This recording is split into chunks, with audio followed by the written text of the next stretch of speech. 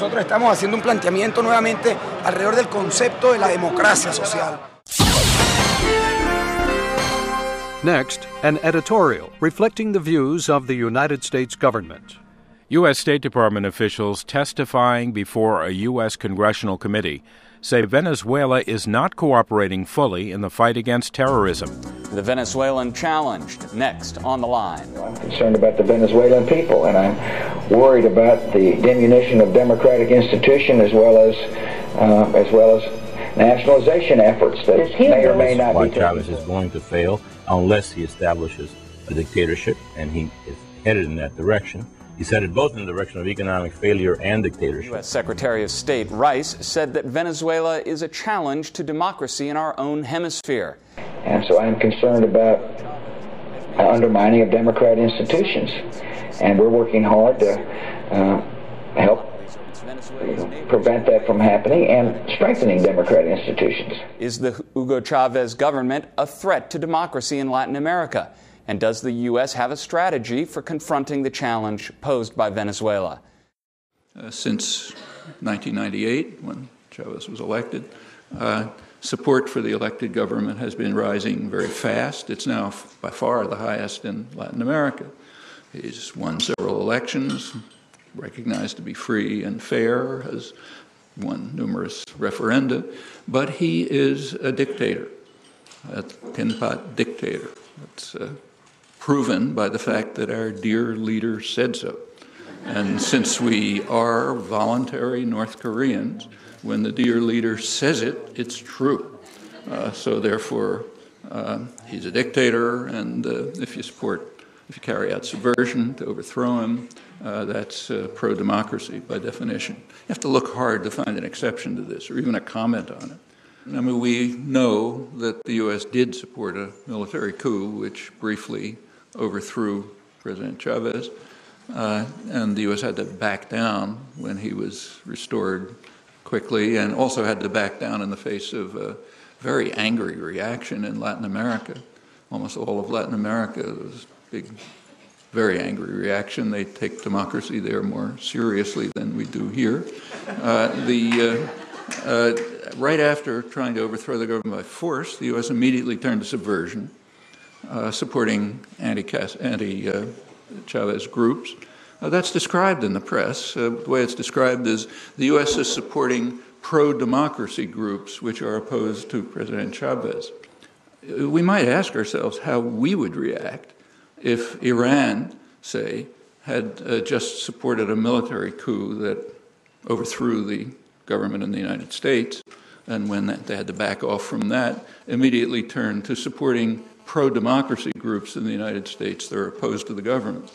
Would we give them ice cream and candy or what? Well, in dictatorial Venezuela, they let them keep functioning.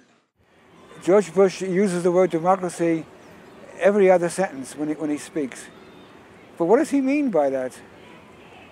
I think the last thing he has in mind is reducing the gap between the very wealthy and the very poor.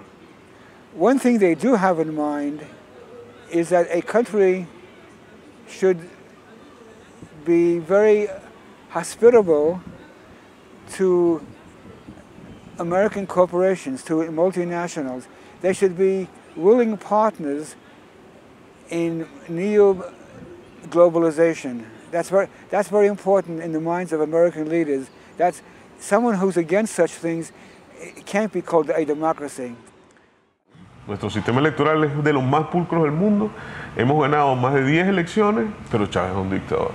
Se puede revocar el mandato del presidente, de los diputados, de los alcaldes, de los gobernadores, pero el sistema venezolano es una dictadura. Se está construyendo poder popular con participación de la gente a todos los niveles, que toma decisiones, participación en el presupuesto, en la ejecución de las obras, con Contraloría Social, pero esto es una dictadura. O sea, es la construcción mediática de una realidad, ¿verdad?, a partir de lo que desean quienes construyen esa realidad, que no es más que tomar control del petróleo venezolano. So, a country, a third world country, any other country, which one, welcomes U.S. military bases, and two, welcomes the multinational corporations, that country is almost all the way to qualifying as a democracy in the minds of Bush and Cheney and other American leaders. And yet, look at Saudi Arabia as one example. They welcome American military bases, and that's enough to make them a democracy, even though they're a dictatorship. You know, everyone knows that. La democracia traicionada en nombre de la democracia. Por citarte un par de ejemplos latinoamericanos, en 1932 hubo elecciones en El Salvador. Ganó el Partido Comunista. Y entonces, en nombre de la democracia, el general Hernández Martínez, desde el poder, instauró una dictadura sangrienta, hubo una carnicería de miles y miles de campesinos sacrificados en nombre de la democracia, porque habían votado mal.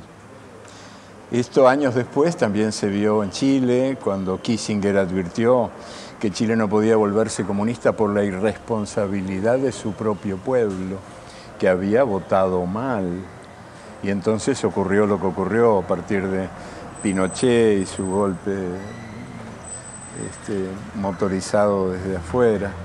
9/11, 1973, the CIA, ITT, Kennecott Copper, and a couple of other major U.S. corporate concerns, along with special units from the U.S. military, arranged a coup d'etat against the duly elected government of Salvador Allende, resulting in his death and the installation of Pinochet, who, as you may recall, was under formal charges of genocide at the time of his death.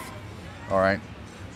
Again, nothing to do with concern for spreading democracy or even sustaining democracy, quite the opposite, eradication of democracy, deterring democracy, as Noam Chomsky put it. Esta idea de que la democracia solo vale en la medida en que se parece a lo que sus dueños deciden